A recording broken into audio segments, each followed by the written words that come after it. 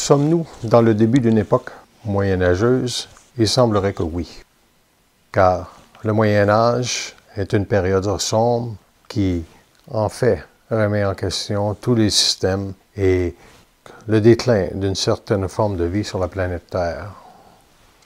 Assistera-t-on à une dépopulation éventuelle de la planète Terre afin que cette époque moyenâgeuse soit moins lourde à supporter? La réponse est probable. Naturellement, la géopolitique devra changer et les bouleversements qui devront venir devront amener une plus grande paix pour savoir que tout ce que vise la croyance et les services religieux de l'époque ancienne n'auront jamais permis à l'individu de comprendre qu'est-ce que veut dire avoir un centre de gravité et une puissance de centricité qui génère dans la conscience d'une personne des changements drastiques et réels qui permettront une transformation totale de l'individu. Dans une époque moyenâgeuse, nous retrouvons toujours des endroits où l'expansion de l'astral se fera très grand et l'homme vivra des tensions extrêmes avec son environnement parce que les âmes incarnées n'auront pas toutes la même sensibilité pour se générer dans une puissance de beauté qui n'appartient pas pour le moment à la Terre. Lorsqu'on considère que cette époque moyenâgeuse ressemble étrangement à ce que la Terre a vécu au Moyen Âge, du 5e au 15e siècle, on comprend que c'est une déstabilisation et une rupture avec le passé qui se produit. Nous assistons donc avec le coronavirus à un début de changement en société et ce qui témoigne le plus de cette société dans laquelle nous vivons le plus, c'est l'absence de beauté. Et comme cette absence de beauté a été fragilisée au cours des années avec un vestimentaire en déclin, des discours de plus en plus bancals et des forces de la noirceur de plus en plus présentes autant sur l'Internet, la télévision et dans les sphères de la finance et des gouvernements, nous pouvons comprendre que l'individu ne peut rien pour cette société qui est en transmutation, sinon que de revenir à lui-même. Le but donc de cet enregistrement est pour simplement clarifier quelques notions qui permettront à l'individu de revenir dans son centre de gravité, une force qui lui permettra à cet individu de générer une capacité de parole plus grande afin de comprendre ce qui tourne autour de lui. La première des choses est de saisir que lorsqu'on n'est pas dans un rythme de vie qui nous appartient, cela veut dire que nous avons été à quelque part parasités par des formes ou des structures astrales de la pensée. Si par exemple vous allez en société et que vous constatez qu'il y a des moments dans cette société où l'astral est plus fort, vous pourrez vous en protéger simplement en étant scient que lors d'une belle journée par exemple, les individus sont davantage astralisés lorsque le printemps arrive, parce que pour la première fois, les mentales émotifs vibrent à des réalités, alors qu'en fait, il faut toujours être dans un centre de gravité pour ne pas subir cet environnement. Incidemment, il y a des moments où vous pourrez aller en société et il y a des moments où vous aurez à décider, dans cette époque moyenâgeuse, de ne pas y aller. La lenteur dans laquelle vous allez expérimenter votre mental lorsque vous allez dans une société est ce qui vous permettra de garder un plus grand centre de gravité. Ne soyez pas bousculés dans vos propres énergies par des empressements qui vous feraient sortir de votre centre de gravité. Pour absorber cette époque moyenâgeuse et qui s'échelonnera sur plusieurs années, l'ego aura besoin de centricité. Et pour se donner de la centricité, une personne doit toujours regarder où se situe son corps émotif. Si ce corps émotif est plus vulnérable, il s'agit alors pour la personne de simplement identifier clairement ce qu'elle ne pourra pas faire dans cette journée puisqu'elle peut être vulnérable. Le focus de son apprentissage avec la vie est de rester près d'elle-même. Et troisièmement, la personne qui apprend à rester près d'elle-même verra que son énergie montera tranquillement et qu'elle pourra d'ailleurs peut-être faire plus de choses qu'elle ne le pensait. Mais principalement, il faut reconnaître ceci à cette époque qui débute, c'est que le lieu de repos dans lequel vous vous trouvez sera possiblement le socle ou l'habitacle le plus important. Si vous ne pouvez pas être à la maison et être en repos, cela veut dire qu'à quelque part, vous n'avez pas encore cette lenteur qui vous permet de vous reposer et de bien observer vos propres énergies. Puissamment, il s'agira à ce moment de retravailler sur vous et d'équilibrer vos éthers. Ceci se fait très facilement en étant conscient de ce qui se passe autour de soi-même. Il ne s'agit pas de faire des exercices de respiration ou quelconque réalité amenant l'ego à penser que par l'exercice, il va faire quelque chose de bien.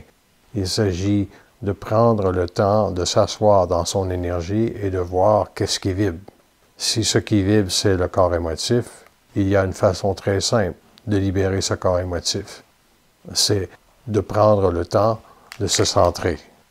Et comment on se centre? On établit en premier lieu quelle est la paix qu'on veut établir dans les prochaines minutes ou dans les prochaines heures afin que l'on puisse se reposer. L'époque moyenâgeuse dans laquelle nous sommes entrés a ceci de très concret. C'est que l'astral est fort et ne permet pas à une personne de se reposer, à moins qu'elle identifie clairement ce qu'elle doit aller faire dans cette société ou des gens qu'elle doit rencontrer pour ne pas perdre de l'énergie inutilement. Donc, si nous investiguons la réalité d'une époque moyenâgeuse, on considère donc ceci, que la déstabilisation d'une société amènera quelque chose de plus grand par la suite. Ce plus grand, par contre, peut prendre une décennie, 2 décennies. Dans le cas suivant, il s'agira de plus d'une décennie, c'est certain.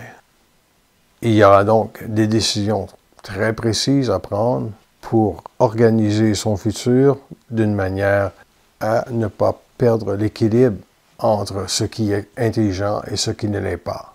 L'intelligence viendra surtout du fait que vous serez compréhensif de la réalité dans laquelle la planète Terre entre. Et comme il s'agit d'une époque très déstabilisante, il y aura certainement des lectures que vous aurez à faire et aussi des prises de conscience qui devront vous mener à être beaucoup plus près de vous-même pour garder un taux vibratoire toujours élevé, afin aussi de donner à votre ego la capacité de se reposer. L'époque présente est moyenâgeuse parce qu'elle n'a pas de direction à laquelle la société pourra adhérer encore pour plusieurs années. Lorsqu'on regarde le déconfinement et que celui-ci crée énormément d'insécurité, il est compris qu'il y a beaucoup de crainte dans cette société et la crainte, c'est ce qui enlève le plus à une personne sa capacité de bien se gérer. Le corps émotif qui vibre au gré des saisons est présentement très instable puisque toutes les sociétés se voient bousculer à l'intérieur de ce qui était possible de faire durant une saison estivale et possible de faire durant le printemps, et etc. Donc, est-ce que les personnes pourront se réinventer? Cela ne sera pas toujours facile puisque la société est en train de retrouver, dans une certaine mesure, un équilibre qui sera simplement temporaire puisque le déconfinement n'amènera pas les gens non plus à saisir quelle est la direction qui viendra par la suite. Donc, nous entrons dans une période incertaine et c'est pour cela que la lenteur que vous serez capable de vous donner à l'intérieur des activités que vous aurez à faire pour égayer votre vie seront des activités qui auront aussi à ne pas vous sortir de votre centre de gravité. Du coup, vous ne pourrez pas faire ce que vous faisiez dans le passé de la même manière, car il faut composer avec les énergies environnantes, c'est-à-dire que le parasitage est un exercice de l'astral qui cherchera toujours à vous récupérer. Le parasitage étant du fait que dans tous les environnements que vous irez, il y aura des énergies émotives ou encore des énergies qui sont liées à de l'astral. Et de cette manière, lorsque vous reviendrez à la maison, il s'agira de vous déparasiter en étant dans une lenteur qui vous permettra de retrouver votre centre de gravité intact. Car plus vous serez sujet à aller à l'extérieur, plus vous aurez à être vigilant de ce qui s'y trouve. En ce sens, est-ce que l'individu pourra continuer de travailler dans le monde comme il le faisait? La possibilité de cette réponse est possiblement que non. L'homme ne pourra pas être dans les mêmes exercices de fondation, car la société actuelle n'a pas ce qu'il faut pour construire de la beauté.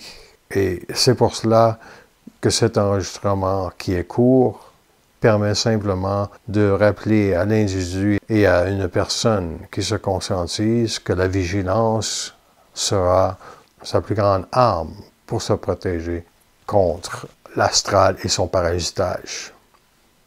Donc, qu'est-ce qui peut parasiter une conscience? C'est simplement le fait que lorsqu'on va dans le monde et qu'on n'est pas vigilant, il y a toujours des énergies qui circulent qui peuvent être amalgamées à notre champ d'énergie. C'est pour cela qu'il faut être scient que lorsqu'on retourne chez soi à la maison, ces énergies de parasitage ne doivent pas y pénétrer parce que le lieu dans lequel on se repose est toujours haut en vibration si, lorsqu'on revient chez soi, on a été le moindre parasité. C'est donc à dire qu'en étant vigilant, vous savez ce qui se passe et simplement, vous n'avez qu'à vous reposer pour que l'équilibre de votre mental se réinstalle et que vous soyez en mesure par la suite de savoir que la société ne changera pas, mais c'est vous qui devez changer pour ne pas être perturbable dans cette époque moyenâgeuse qui est celle que l'on connaîtra.